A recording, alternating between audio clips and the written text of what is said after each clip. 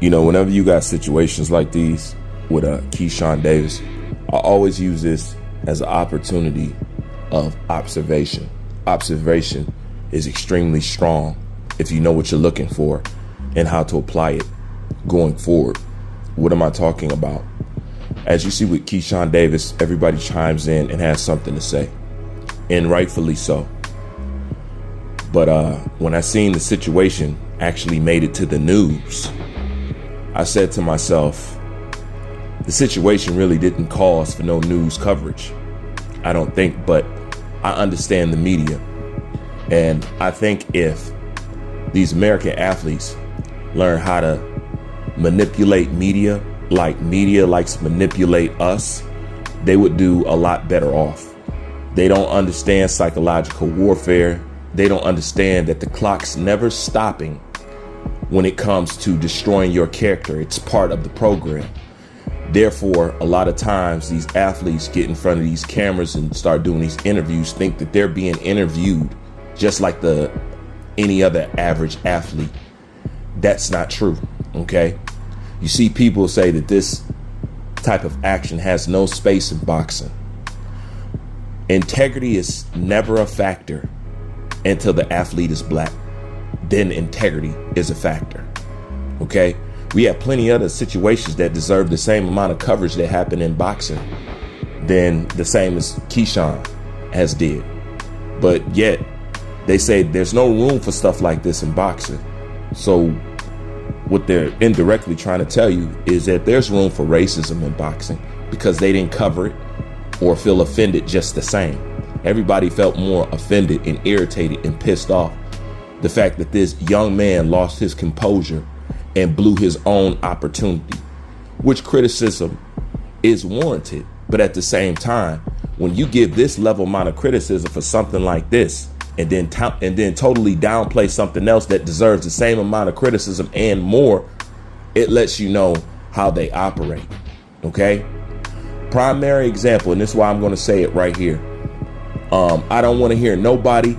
I took the same stance with Devin Haney. I don't want to hear nobody complaining about Devin Haney. Now, I don't want to hear nobody complaining about Jaron Ennis, because you know what? The boxing world owes Jaron Ennis an apology. Because anytime we got word that he may have got a contract and ain't took no fight, these media outlets didn't hesitate to make an article or make a video about Jaron Ennis ducking Teofimo Lopez. Yet it is recorded consecutively by me and other people that Teofimo Lopez has consistently ducked Devin Haney. Why is it that we have to convince the world that he's ducking when we all know that he's ducking, but nobody wants to put it in that form of ducking like they would if Jaron Ennis turned down a fight with A, B, and C? Once again, the media is not the same for you. So they have to learn, once they get in front of these cameras, they're going to try to play you at all times. If you keep that in your mind, they can never get the one up on you, but you think you just like everybody else. Well, you've seen the example. Look at the media reaction to what KEYSHAWN did. Look at the media reaction to Ryan and Teo. There was no media reaction for that. But they got all the attention. They care about integrity. They talk about class when it comes to KEYSHAWN Davis. Not saying he don't deserve it. Of course he does. But we all deserve it when we F up. Not just one group. But these American fighters, you can't sink this into their head. But just take a primary look. Teo just got done ducking. It's been exposed to the world over and over. Turkey exposed him. Everybody has exposed him. KEYSHAWN has exposed him. Everybody, they're still reluctant to acknowledge that he's ducking, or they coming up with excuses. Yet, we didn't hesitate when we heard Jaron, oh, you ain't doing this, you ducking. And not saying we was wrong for calling out what Jaron was doing. We was right, but see, we playing a game that we only playing by ourselves.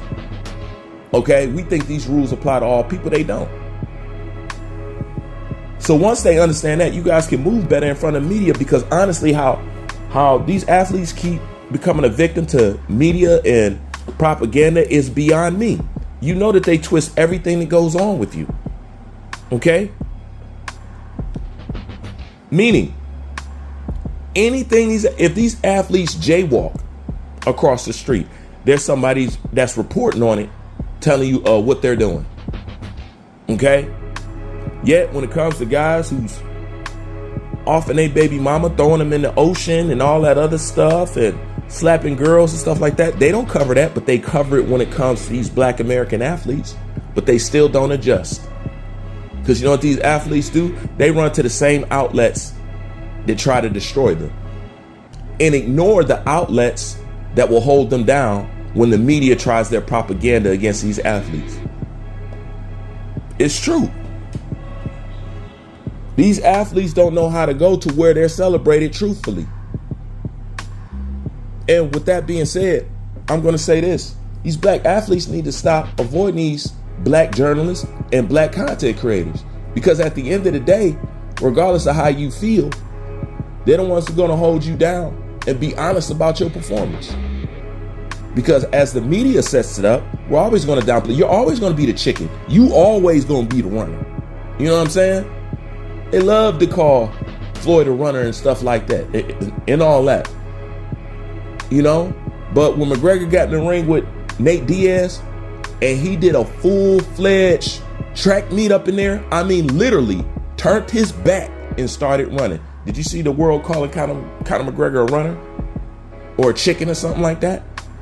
Okay?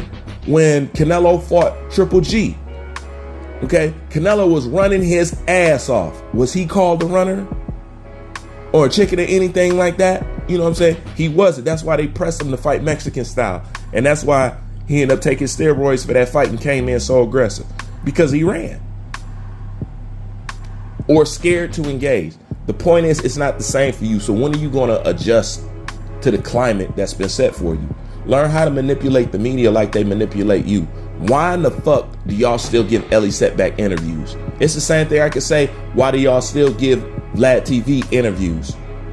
Okay? Y'all don't got no goddamn integrity, man. For yourself. I'm talking about just for yourself. You've shown the world that they can do whatever, and there's going to be some of us that's going to side with them and be okay with it. We always got those. We got the biggest buttermilk clan in any group next to Asians. I'm dead serious, man.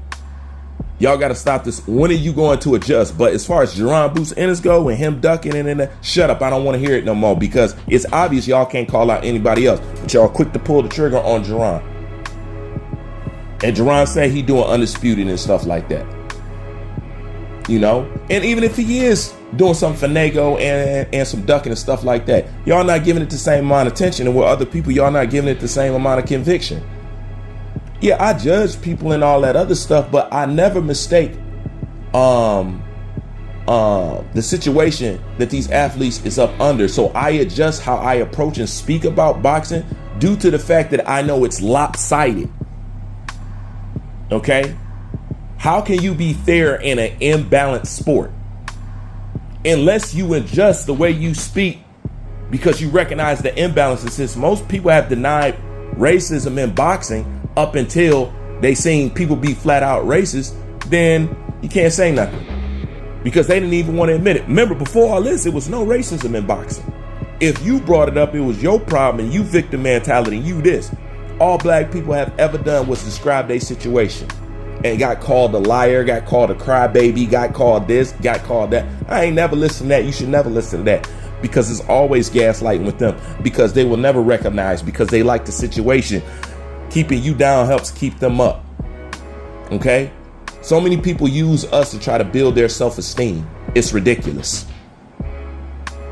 Straight up. But it's time to have some observation on the situation. You've seen they hesitate to call this boy a duck, but Jerron is this, that, and the third. That's why I say at the end of the day, I don't care what mainstream says or nothing. But boxers should care what we say.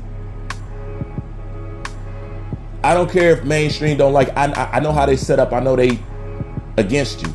So when I request you to do something, it's because I want you to do it because I'm actually a fan of you. I'm not somebody that's trying to construct making you look like a punk or weak or something like that. I don't like when you do weak stuff because I don't believe we need to do weak stuff like everybody else. I'm sorry, we don't.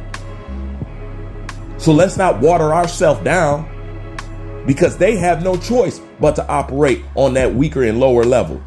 Okay? You have 3 levels that you could rise through that you choose not to access because you see everybody else ain't got to do it, but you not them. The rules is not the same for you. I expect you to be great all the time. Yes, all the time. Why? Because you're strong enough to withstand that expectation. Like, comment, subscribe. Bruce Vane, I'm out.